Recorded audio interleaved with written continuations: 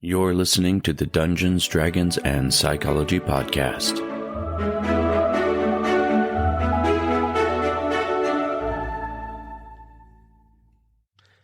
Hello and welcome to the Dungeons, Dragons, and Psychology Podcast. Today I am joined by three of my close friends and gaming buddies, Nate, Keegan, and Jamae. Welcome to the show, gentlemen. Thanks for having us.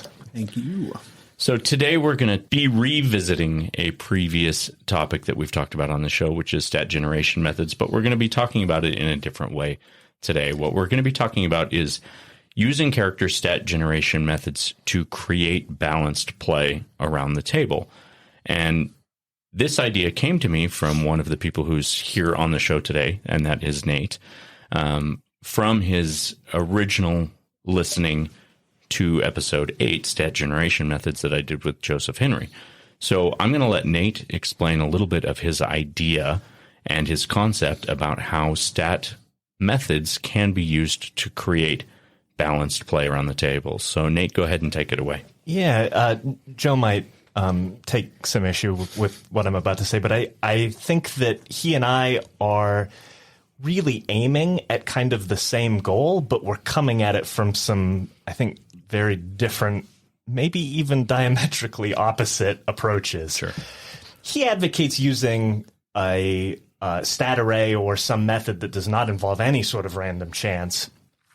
And I can sympathize with the goal a little bit, but I think that what really creates balanced play at the table, as opposed to balanced characters, is that when you have an array of characters who each have a specialization, it makes it really easy for the DM to make sure that everybody gets a sort of a moment in the sun in each sort of each week that you're playing. Mm-hmm. So the goal being specialization of the characters, I think that having stats that are too similar makes it more difficult for players to differentiate themselves at what they're good at and what they're not good at. Okay. So what you're talking about is when characters are given like the standard array or the elite array, they distribute those stats, and even if they have each person has their high stat as something different, the stats themselves are too similar to create a disparity between character skills. I would agree with that, yeah. And there's more, I think, that goes in also to the building method, but the more similar the stats are from the start, the harder it is for characters to create specializations. I think for myself, at least, the sort of metric that I use is by the time that you as a player are in the kind of 6, 7, 8 level range, that especially I think this shows up with skills, but with some other things too, that what you are specialized in, you should be maybe 75% likely to succeed at, say, a skill check. Whether that's opening locks or recalling knowledge, you should have a pretty good chance of succeeding at that. And if that's not your specialty, then maybe you only have something more like a 25% chance of success at that. What that does, I think, is it creates situations where the people who should be shining are much more likely to shine at that moment, instead of it being kind of a free-for-all of whoever rolls best on the dice is going to be the one sort of leading that moment. I think the advantage for this is that it gives the DM a really good sort of lever on each of the characters to make sure that everybody gets a moment at the table. Because otherwise what can happen is if all of the party is a little too similar, people who maybe are a little more outgoing out of character are going to end up frequently totally accidentally. Like, this isn't necessarily their goal, but they will come to sort of dominate even at those things that maybe they haven't specialized their character in. Right. Sure. And that's when you run into being a DM and you're seeing people at the end of the table on their phones. Mm-hmm. Yeah, right? Absolutely. You get disengagement because they're not getting a chance to really sort of dive into the meat of whatever's going on. Right. You want an opportunity that requires them in their stat array as they build their characters, where every other character is only going to be okay at maybe resolving that, where they could solve that problem right away. I mean, I agree with that. I think the stats, the way they're set up right now, if they are too similar, you only get 1 point for every 2 stat increases, right? In most game systems, is kind of throughout at least D&D and Pathfinder, which is what we play.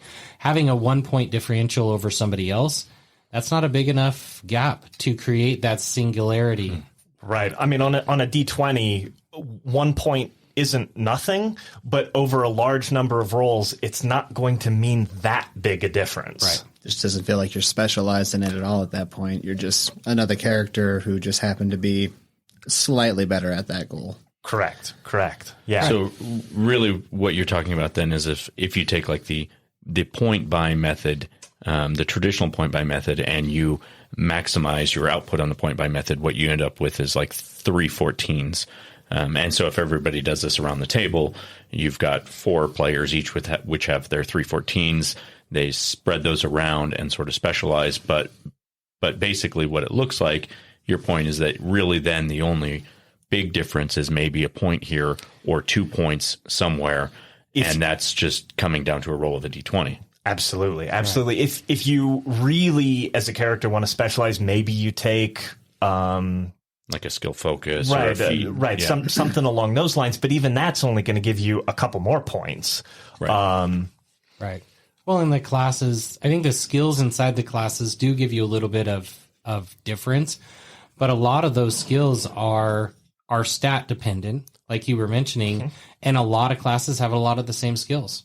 Absolutely. Right? I mean, every class comes with a craft skill, but realistically, if you're not a wizard or you're not a somebody who specializes in intelligence, that craft skill is kind of him-haw. It's not going to fill the role in the party the way it needs to. Absolutely. I mean, there's always some exceptions. Maybe you're a ranger with craft traps, and there's a lot of different sort of skill focuses that you could take to get good at that one specific thing, and that sort of character build can help. And I'm not trying to say that all point buy methods are never going to work. If you have players who want to make it work, certainly they can make it work. But I think as a DM, if you want to encourage them, I think having a bigger range between the high stat and the low stat can help. Right. You're a lot nicer than I am, Nate, because I think point buy, is just a crap way of rolling stats. So it's not my favorite. I like the adventure from the very point of building my character. Building your character is some of the most exciting. It's the beginning of your game. I mean, you start building background. You're rolling. You're like, oh, I got an 18 on that roll. I know exactly where I'm going to put that. Versus point buy, there's always that struggle where it's like, oh, if I put 1 point in this, then I'm not going to be able to put it in that. You never really get a strong stat that really makes your character stand out in what you want it to do. Absolutely. Or if you do spend all of your points to get that one high stat, you're severely lacking all the way across the board in other areas. I have a 3 intelligence, but I have a really good strength. Well, yeah, the old strong like bull, smart like rock. Right. So what you're advocating, I can see what you're saying in terms of having the GM now has more control in creating encounters or modules that are personalized. Certain aspects of it will be personalized to a specific character, be the most likely to succeed. So that when they create their adventure, they can say, okay, well, I need to have this element in for this character, a separate element in for this character, a separate element in for this character, because character 1 has strength A, character 2 has strength B. And it's not just whoever rolls highest on a D20 is going to be able to bypass the same challenges all the way across the board. Absolutely. Who's going to lift that portcullis versus who's going to solve that puzzle? Totally. Right. Yeah, for sure. And I think that having those specializations makes it so much easier as a DM, because you don't have to get so clever to try to figure out a way to make sure you put emphasis on a specific character. It becomes a much more easy, convenient thing that in the week in between game sessions, like, you just have to sit down and make sure you check a box so that your planning includes each character. Like, it becomes much less about sort of diving super deep every week.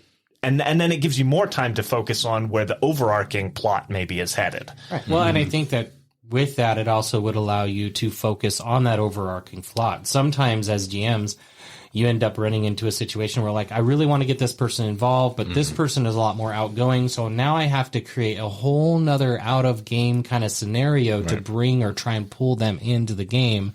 And then that can cause the party to be, even in our game, be completely derailed from the plot itself. Absolutely. And characters do that already enough on their own. That's why I don't like need the any help. rules. But to your point, Jamae, I think you're right.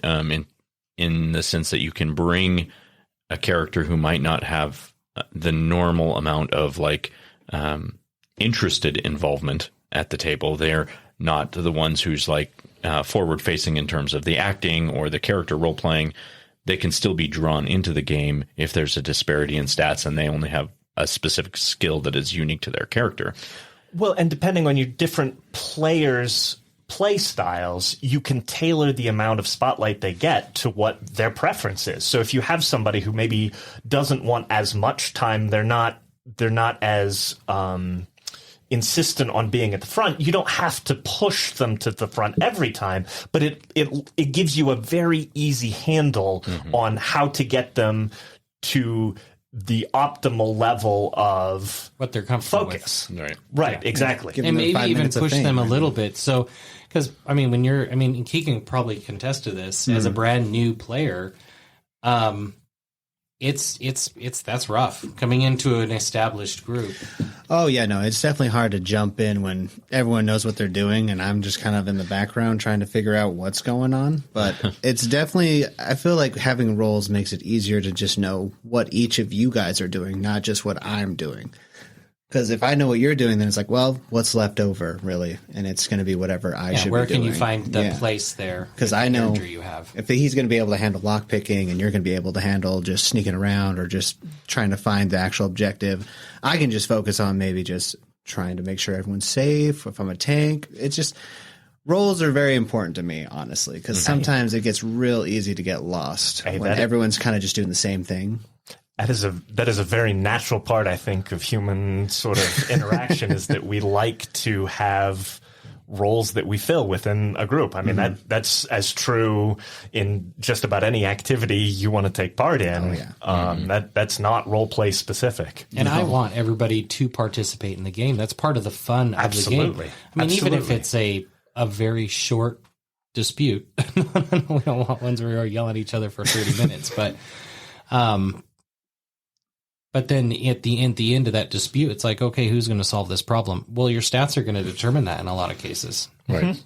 Totally. But, and I think if you look at like historical fantasy characters and stories, the stories only exist in the way that the party interacts because of disparities in stats, because people have their unique. I mean, there's no way that the hobbits would have necessarily been on the Fellowship of the Rings if they didn't have like a natural resistance in their will saves and they weren't, quite stealthy and good at these things that the other party members aren't. Like, they're not there to be fighters. They have that covered. They're not there to be wizards. They have that covered. It's because they have their own unique niche that they're able to fill that they work well as a party together. Unless you're Samwise. Yeah, That dude's a to fighter. your point, Rob, just now, I mean, with those hobbits, they provided a charisma-based interaction with the rest of the party, right? Yeah. Where the rest of the party was more possibly like intellect, they were more battle ready. They provided a comical relief that really brought the story out. But it couldn't have been a story if you didn't have the other elements, like Barding it up, really. Well, and I think the same can be true in a D&D party. Right. Absolutely. That sometimes having a character to provide comic relief can be a really valuable thing to sort of balance some of the adventure that gets thrown at the party, depending on how sort of grim, dark, or lighthearted the DM tends to Well, it reminds roll. me of a game that you and I played together, and you may or may not remember, where I played a gnome that was an oracle of the heavens, and she was batshit crazy. She would have her friend Jewel that she would talk to, and there were a couple of times where it was like, and she specialized in the Oracle stuff and doing all that, but there were times where you literally had to pick me up and like carry me out of the room because I was just losing my shit, and in order to save our lives. I remember a few of those. Okay, so if you had to say what an ideal stat generation method would be to create on a typical 4-member party where you've got, your rogue, your wizard, your fighter, and your cleric, like the very, very traditional party of 4, what kind of stat rolling method or stat generation method do you think is going to provide the right amount of diversity amongst stats to make everybody fall into their own niche? We'll be right back. Hey there, listeners. Are you enjoying the show? I hope you are, because I truly love bringing you thought-provoking ideas and amazing TTRPG content every week. But you know what? I need your support to keep this podcast going strong. Have you thought about becoming an official Cyclothid by becoming a patron of the show? By joining my Patreon community, you'll not only be helping me continue creating great episodes, but you'll also get some fantastic perks along the way. Imagine having access to exclusive bonus episodes that are available only to our Patreon supporters. We dive deeper not only into the topics that you love, but topics that you, the patrons, help choose. And you can see raw video footage from some of our favorite guest interviews. But that's not all. If you become an Elder Brain Cyclothid patron, you'll get an autographed copy of my book, Session Zero, the DMG to Writing Great Campaigns in Any System, mailed right to you. You can even message me and request a custom monogram to really impress your gaming table. And here's something really special. When you become a patron, you're actively supporting the growth of this podcast. Your contribution goes directly into improving the show's quality, expanding our reach, and bringing amazing guests within the community on the show. Becoming a Cyclothid is super easy. Just head over to patreon.com/DungeonsDragonsPsychology, or you can click the support the show link in the show notes right now and choose a tier that suits you best, whether it's a small monthly contribution as a Cyclothid tadpole or something more substantial. Every bit helps this show grow in a big way. I want to say how deeply grateful I am to the Cyclothids who have already made a huge difference by supporting the show. You're the reason I can continue creating the content you love. So thank you for listening, and thank you in advance for all of those who choose to become official Cyclothids. I appreciate you more than words can express. Yeah. For that sort of traditional party of 4, I think my preference is for one of 2 methods, depending on whether you want slightly higher stats or slightly lower stats. And that's 46, drop lowest. Okay. Now, whether or not you reroll ones, I think, is where you have a little bit of call it a thumb on the scale in terms of higher or lower, because if you're re-rolling ones, your minimum is 6, and if you're not re-rolling ones, your minimum is 3. Right. I think both of those can be played. Personally, I think a 3 becomes very challenging, as unlikely as it is to show up. Right. If you're not re-rolling ones, a 3 is just as likely as an 18. Right. So my preference would be for re-rolling ones with a party of 4. I think that's right about the right level of power.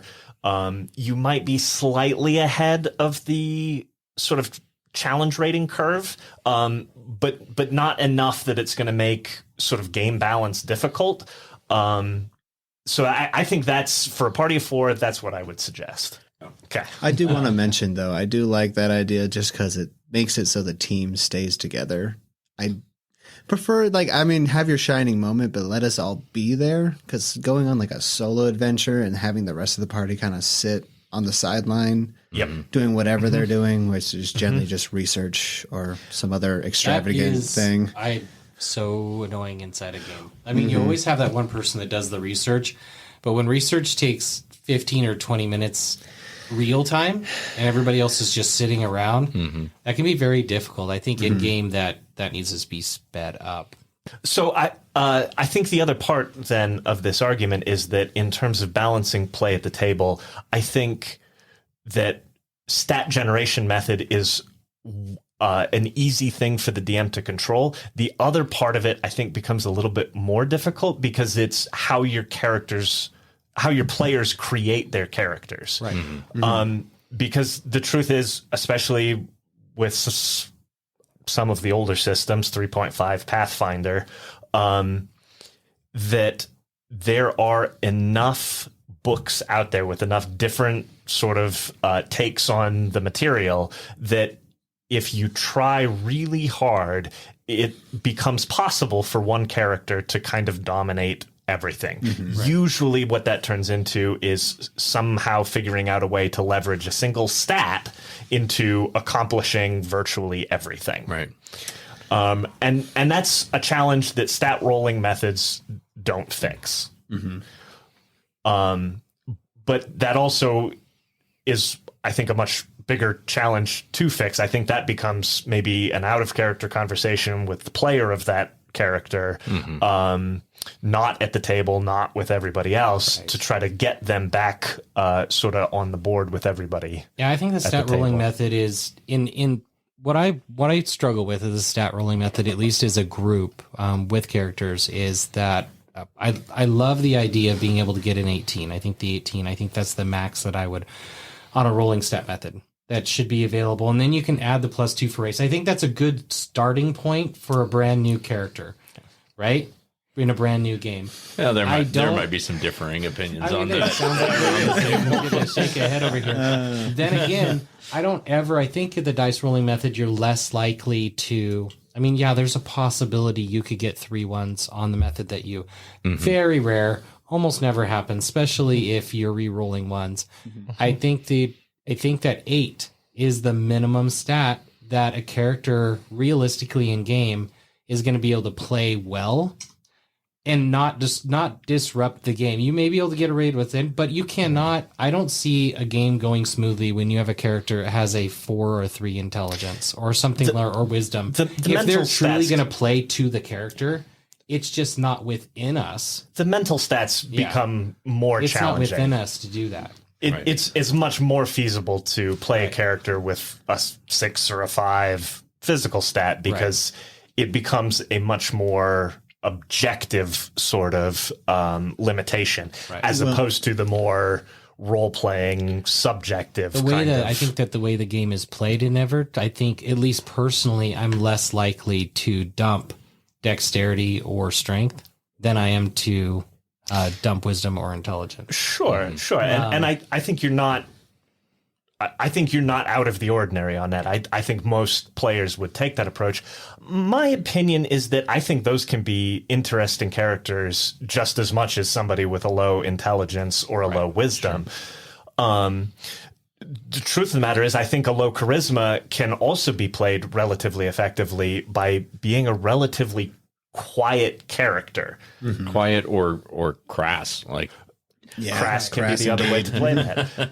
Crass becomes difficult a little bit sometimes. It can be hard around the table. Yeah. Yes, presenting some of those role-playing challenges. It creates more conflict in-game, which can lead to more troubles for the characters. Correct. Well, I think with the 3 points as your lowest stat, I think that could be pretty interesting, honestly, just with a DM having ideas on how to make a scenario happen by making sure you fail a check.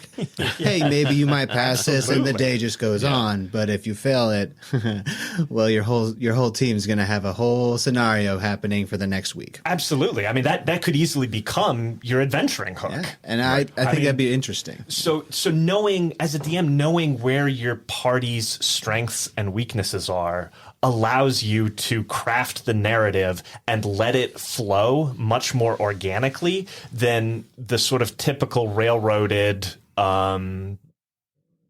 meet the quest giver at a tavern and start from there that everybody has experienced, and I think most of us maybe are a little bit bored of at this point. You want to be, that's actually when I'm writing a game, which I'm right in the middle of writing one right now. It's going to take me like 6 months to write, but that's what I avoid. I go out of my way to avoid the stereotypical, I'm meeting you at the bar or you're part of a guild. I'm just like, oh God, no, I want my I want my characters to be suffering at the very beginning of the game and for them to find their way out of it, because it creates that bond, I think, up front. There is some validation to your point about characters feeling weak when they're weak, and understanding that the world is so much bigger and so much more powerful than they are at low levels. But I do want to go back to something you said earlier, Nate, which you were talking about how having a stat rolling method that could potentially put you out of place with the challenge rating system of the game. And that is something I would like to address, or at least to discuss a little bit, because in what ways do you think it is best for that to be mitigated? Because I know there is a lot of opposition to this type of stat generation method based on the fact that it might put you out of sync with what the game expects. I think that being a little bit out of sync is not a particular difficulty. I do not think that locking everybody into the sort of challenge rating scaling method is particularly helpful or particularly fun. I think it provides a really good tool for the DM to use to sort of judge if your players are blowing through challenges that are nominally of their rating. That tells you as a DM that maybe they're a little more powerful than their level would suggest. But that's not hard to compensate for. One extra monster. Right. Stepping More up turns. a challenge rating might give them exactly what they need. If you get too far out of step, you can run into some interesting challenges just in terms of some of the numbers start getting really mismatched, and they can become challenging in some unintended ways. But a couple of points worth of challenge rating differences, I think, is not a bug. It's a character design. Right. Well, riddle me this, Nate. One of the challenges with stat rolling methods, which I'm a fan of, versus the buy, is that sometimes, and we've run into this when we've rolled characters, we've had to re-roll them, because you will get somebody who, let's say, like Timothy has a penance for rolling multiple high-level stats, and then you have somebody who would roll possibly a whole array of low stats. And then to take that in the game, the challenge rating, you have one character that's pushing the challenge rating higher than the other characters are prepared to deal with. Absolutely. Yeah, no, that is a concern. But I think that most of the stat rolling methods are going to keep you close enough that it's not going to make a huge difference. A little bit of difference between characters' sort of overall stat modifiers is kind of what I pay the most attention to. And a little bit of difference doesn't make or break the game, in my opinion. If you get characters that start getting vastly different, if the total stat modifiers maybe of one character are like all the way up at 15, 16, 17, and you have other characters that maybe are like 8, 9, 10, that's a pretty big difference, and maybe should be addressed one way or the other. Always the easier method, I think, for the players to handle is to bring the low characters up rather than to try to tell somebody that their it's always stats easier are to getting give somebody cut. more than to take away from somebody who has it. Right, but most of the die rolling methods that I am sort of familiar with don't necessarily leave enough room that usually ends up being a concern. Right. The other part of that, in terms of balancing the party, though, too, is that the fewer characters you have at the table, I think the more extreme you can get with your die rolling method. Oh, I agree. Because you're and what am I trying to say? By extreme, I mean both sort of how extreme the stats themselves are, but also how extreme the stats are in terms of their randomness. I remember, I think one game, maybe Connor was running. I don't think it lasted very long. If I remember right, he actually had us rolling a D30. For our stats. And that is Sounds like 3D12. That is some extreme randomness. Yeah. Like you can get wildly different stats. And so that can be a different sort of challenge. But the smaller the party, I think, the easier it is as a DM to sort of manage expectations based on what your characters end up getting. Right. Let me ask one more question before we go on to tricks of the trade that I just want to get your take on, which is if this sort of discrepancy between characters and their placement of stats and what skills they're going to be good at does help create a unified party, what are your thoughts then on still eliminating the rolling from that and giving a stat array that has a greater discrepancy in it so that each person is still going to have one stat that's quite a bit higher than the rest of their stats? Sure. Yeah, totally. I think that is certainly doable. If you as a group or you as a DM don't like the randomness of stat rolling methods and want something that's just a little bit more stable, I think that picking a stat array based on the size of your party, based on what you know of your players, based on what you know of what they want to do with their characters, I think is very doable and can be a very successful way to sort of manage what's happening at the table. For myself, one of the benefits, I think, of adding a little bit of randomness into that character generation, whether that's stat rolling, whether it's rolling for classes, whether it's keeping stats generated in order, I think what that does is it encourages players, especially who have been playing for a while and maybe have some strong tendencies towards playing some very similar characters.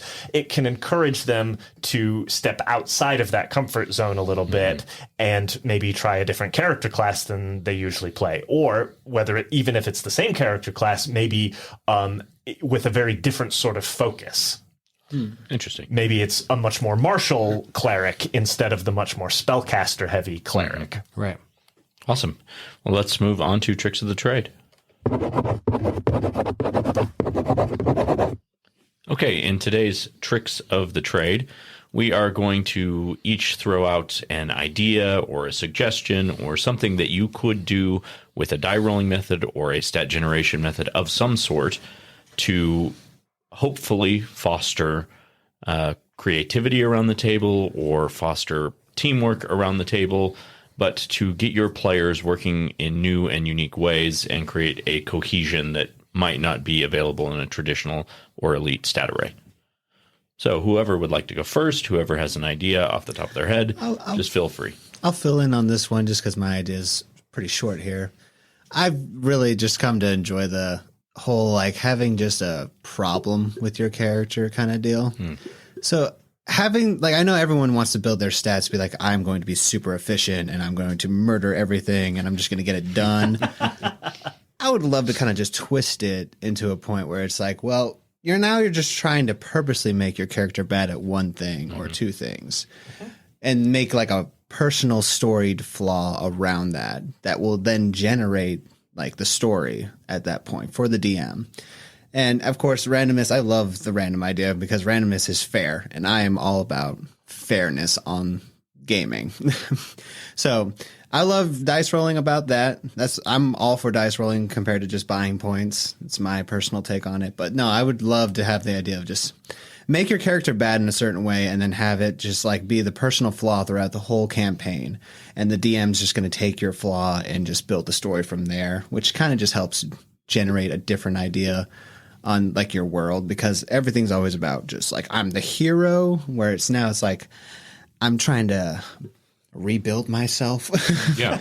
No, I mean, you make a good point because character flaws typically, I think, have a lot more to do with role playing than character strengths do. Oh, yeah. Especially, like you said, if you're trying to overcome something, there's a lot more about a hero's arc that is overcoming their weaknesses than it is just embracing their strengths.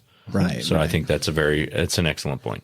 I'm going to go ahead and say that the method I posed to Nate earlier, I think would be an interesting one, where you say have 118 available in an array that you're giving to your players. Have 118 available, and then you drop the rest of the stats to something like 14, 12, 10, 10, 8 or something, so that you have a single really good stat and a bunch of stats that are not going to garner you success in a lot of other skills where other people might put their high stat. Totally. I think that is a very workable method of avoiding the possible bad outcomes with Stepping rolling on dice. each other's toes. Yeah, as far as I'm concerned, I think that when I'm building a character, I want to specialize. I'm not thinking about being the baddest. One thing I always focus on is surviving, but I don't want to be the strongest. I'm not interested in being the ultimate hero. I'm not interested, kind of like what Keegan was saying. I'm more interested in specializing in one thing, just kind of going, hey, you know what? My character, this is what they do, woodworking or whatever it is, and then that gives me the ability in the game not only to be able to specialize in that, and so I am going to naturally fall into a certain role, but it also, as a character in game, it allows me to engage those other characters and say, hey, Bob, or hey, whatever your name is, whatever the character's name is, I need your help with this. As a character, I'm calling on them in game to do it because my character purposely is designed not to worry about it. So that's not my lane. I like to stay in my lane as a character. And I think that's a really good way to help build those sort of inter-party bonds when you do have sort of that need to reach out to other characters. I mean, you want to talk a little bit about psychology. When you are needed, it makes you feel much more a part of a group. Right. When you have something that is so obviously contributing to the well-being of the other people. Versus in that building group. a character where you're like, I'm just going to be good at everything. And it's just like, Right. It takes away from the game. And I don't know if that's the GM in me where I want people to participate. And so I build it into every character where I'm calling on other people to do that. It just feels right. So. Absolutely. Yeah. Okay, I think that brings us to you, Nate. Yeah. Well, so I'm gonna offer a spectrum, I think, if I could. Okay. And some of my favorite games all time have been with very small numbers of players because I think it assists in giving everybody a lot more of that sort of primetime feeling. And so for those games where you have maybe 2 or 3 players, one of my favorite stat generation methods, we used it for a great many years, 3d6, reroll 1, drop lowest, 4d6, reroll 1, drop lowest, 5d6, reroll 1, drop lowest. You are rolling 2 of each of those sets so that you end up with some stats that are going to be probably low 2-digit numbers, possibly single-digit numbers. You're going to end up with some stats that are high teens, maybe low 20s, and you're going to end up with some stats that are firmly in the 20s. Right. And I think what that does is it creates just about the right amount of power for each of those characters to cover enough of the spectrum of what is needed to be done as a party that it really neatly breaks things up into areas of responsibility. And that's sort of exactly what we've been talking about all day. If you have a bigger party, say maybe 4 or even 5 members, I think the 46 reroll 1s drop lowest can be very successful. If you have a bigger group than that, I think maybe something that is going to... What am I trying to say? Okay, here's the real trick of this trade. The more dice that get rolled, the more the muddy middle you're going to get. Right. So the fewer dice that get rolled, the more extremes you're going to get. And so if you have a large group of characters who are all sort of fighting for their primetime moment, I think a method that guarantees you or that encourages a wider spread between the high and the low, the more people you have at the more people you have at the table, you just want to decrease maybe a little bit the overall number to try to keep the party a little bit more balanced. But that basically that spread is what I think becomes pretty important. Yeah, that's good, Nate. And this method that Nate was describing earlier on in this talk about his point, which is the 3d6, 46, 5d6, each twice, each reroll 1 drop lowest. We've used that method for probably about 15 years of our 25-year gaming career, and we pretty much refer to that as our house rolling method. It does create a pretty large discrepancy between characters, highs and lows. So you end up with what Keegan was talking about. You have some serious weaknesses on your character sheet, which provides for some excellent role play opportunities. And you have unique strengths that are not shared amongst the other members of the party, which, like Jamae was talking about, creates a camaraderie between the party, a cohesion between the group, and sort of forces everyone to rely on each other for what that person's individual strength is. So it's a method I really like. I'm glad Nate brought it up because I know we've had some very, very long running and very successful games using this method, even if it might sound to you cyclothids as a little bit over the top or kind of crazy. I would suggest trying a game with it, especially if, like you said, if you're running 3 to 4 players or 2 or 3 players in a game, give it a shot. You might find it's really fun, really unique. So thank you all for being here today. I appreciate that. It was an excellent conversation. Anything anybody else wants to add before we sign off? No, thanks for having us. Yeah, awesome. Absolutely. Okay, well, if you like this episode, please leave me a review on Spotify or on Apple Podcasts. If you have any ideas or comments, you want to discuss anything that was in the show, or you want to collaborate for future events, send me an email. It's all one word, dungeonsdragonpsychology@gmail.com. And as always, please check out my book, Session Zero, The DMG to Writing Great Campaigns in Any System. It is available on Amazon, and you can find a link to it in the show notes. Until next time, cyclothids, we'll see you next session.